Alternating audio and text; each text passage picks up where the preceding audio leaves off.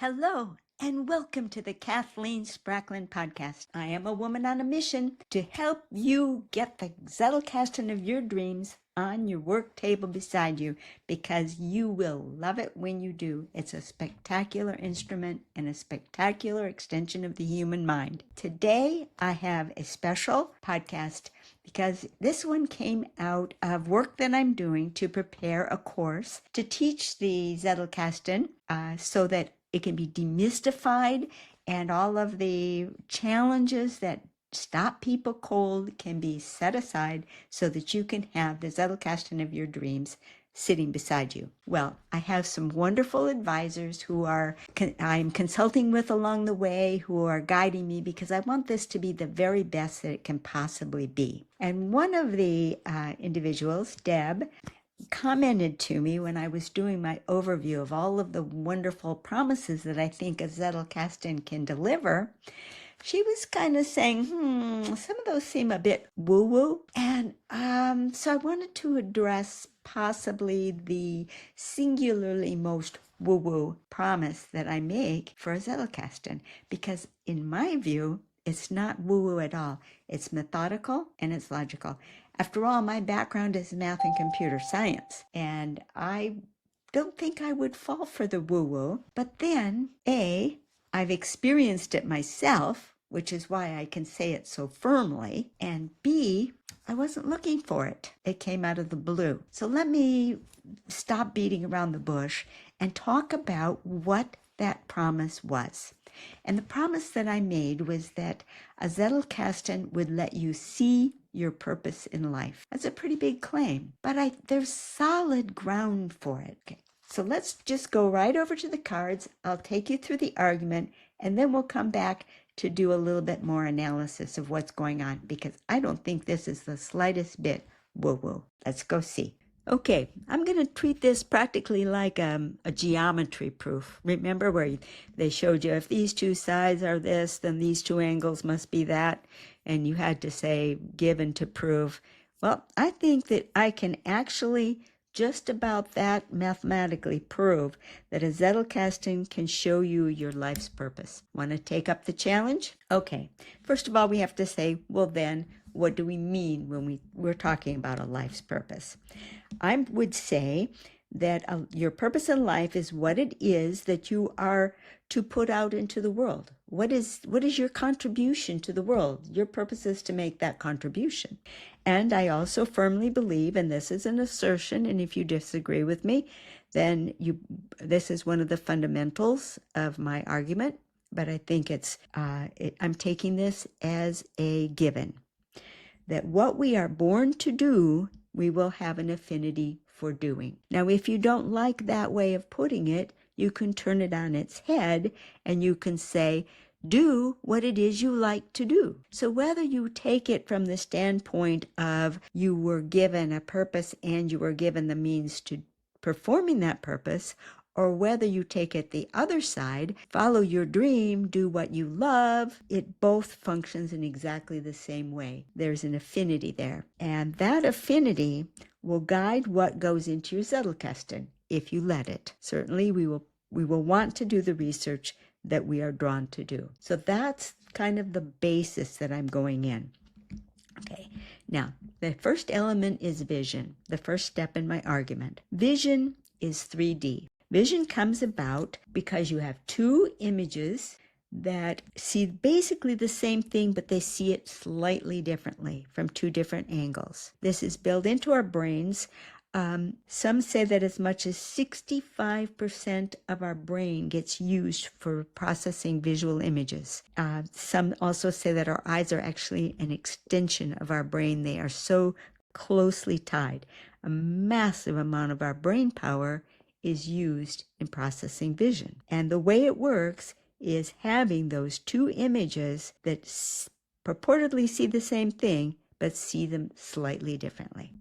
Another way of saying 3D is to say that we have perspective. So how can we utilize a Zettelkasten to give us this same perspective? Adler helps us there. If you've been following along with my podcast, you know that I've done a series on Adler's How to Read a Book. It concluded with syntopical reading, where you're bringing multiple sources together to solve your problem. And one of the most important steps in that is that you need to take what the authors give you and bring the author to your terms. Different authors use different terms to describe the same thing, and a very important part of syntopical reading is to unify those terms, and you get to decide what the common term is going to be, and you must then reinterpret what the author says based on your terms. When you are done doing that with two different authors, you have two different perspectives on the same situation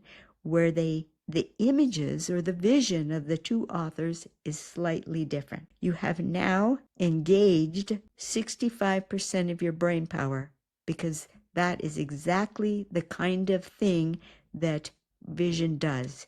It compares and contrasts two images that are purportedly of the same thing but are slightly different. That is what our brain is very, very capable of doing. We construct a 3D image. Now, many thoughts and grand insights can be very fleeting. They rush out of our brains. But what we have just done is we have created a stable image that we can return to again and again. Because unlike those fleeting thoughts, we have physical file cards with those two viewpoints brought to your terms. Your mind knows how to work with these. And not only that, not only do you get a pop-out vision, a 3D perspective from the two slightly different visions, but you can do this again and again with bringing other authors into the problem. You now have had the opportunity to bring all of these different sources.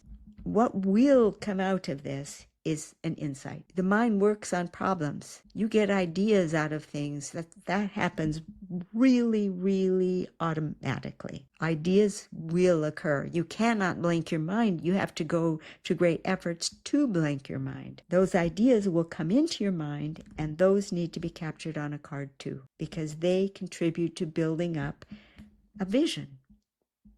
We are now constructing a vision that has grown out of all of these multiple perspectives. Jeff Bezos claims that perspective is worth 80 IQ points.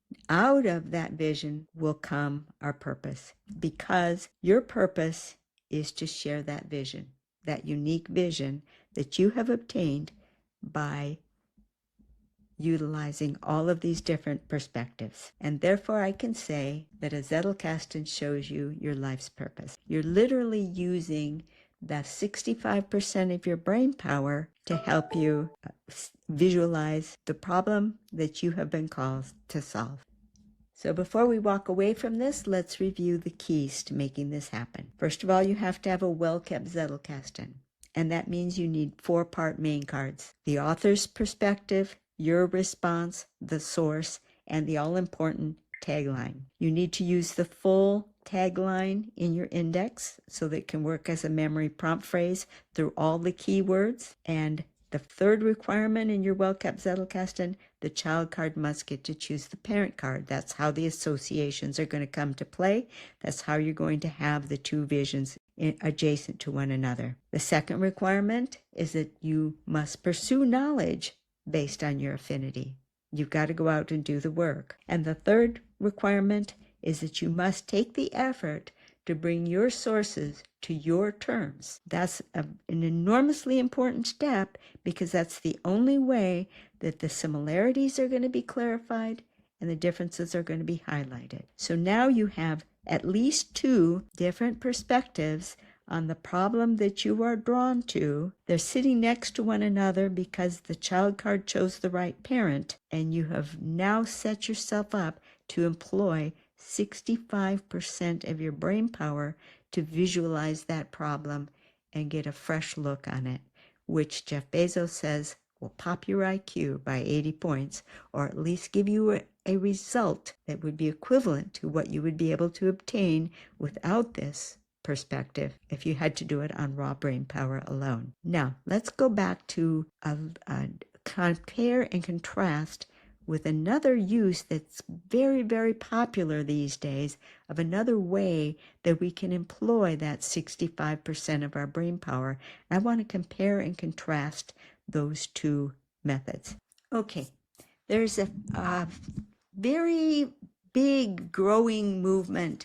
It comes out in many different forms, many different books, seminars, authors. Tony Robbins is one of the biggest known names in this, which is the power of visualization. And the whole idea behind the power of visualization and the fortunes that have been gained offering it to people, and people say the fortunes they've gained utilizing it, comes about by utilizing that same 65% of your brain. In that plan, you begin with what it is you want, your desired aim, your desired end, the thing you want to have to achieve. And you visualize that very, very concretely. You work very, very hard to make that a visual reality in your mind. And then you let that 65% of your brain power churn away at finding pathways to get there. Then you make efforts along the various lines, and that brain power will help guide you towards the thing you want. Finding purpose utilizes that same brain power, but in a different way. Finding purpose begins not with what do I want to get. Finding your purpose begins with what do I have to give. If you need to know what it is you are meant to bring into the world, to give to the world, this finding purpose methodology can help you concretize that. Then, once you know what it is you are supposed to put out into the world, you can continue to use that same brain power, using the power of visualization that all of these other books and authors will tell you how to do concretely, to put the vision of yourself, putting that out into the world as your goal, as your dream. And then that power of visualization plus your efforts in that direction will help you get there. But I would like to suggest start with your purpose first. I worry a little bit about starting with goals first, because I fear that it might lead to shallow choices, big concrete things that you can actually achieve and get, and then wonder why you've got them once they arrive. Purpose will give you a more solid foundation and give you something that when you've gotten the goal and you've achieved the goal, you'll have a sense of fulfillment instead of a sense of, here it is, now what? That's the thing you don't want to end up with. You don't want to get to the spot where, oh, I got this and this and this and this and this and this, everything that was in my dream book, I've got it all. I've got it all, but why? So if you start, Simon Sinek again, if you start with your why, then when you get to the achievement of your purpose, you'll have fulfillment, because you'll know that you've brought into the world that which you were meant to bring into the world. And then a whole bigger range of things opens up to you.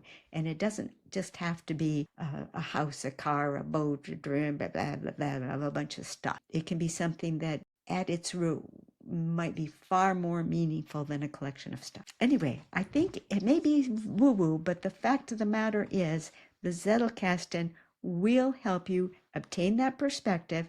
It will concretize it because you're holding the cards in your hands, which will let you come back to it again and again and add additional cards and additional perspectives until the whole picture emerges. That is part of the power of the Zettelkasten, giving workable images. That's what vision does. Find the differences, find the similarities. Big portion of your brain is utilized for that very thing, and a Zettelkasten lets you set up whatever problem you're working on in such a way that you can employ that brain power that's already in there, which is not the slightest bit woo-woo. But I thank you very much, Deb, for the comment, and I think some of the others could be rephrased not to seem quite so woo-woo. I get very excited about a Zettelkasten and I get a little carried away with my wording sometime. But My great helpers are going to help me produce the best possible book and course when it finally comes out. Talk to you later. Bye-bye.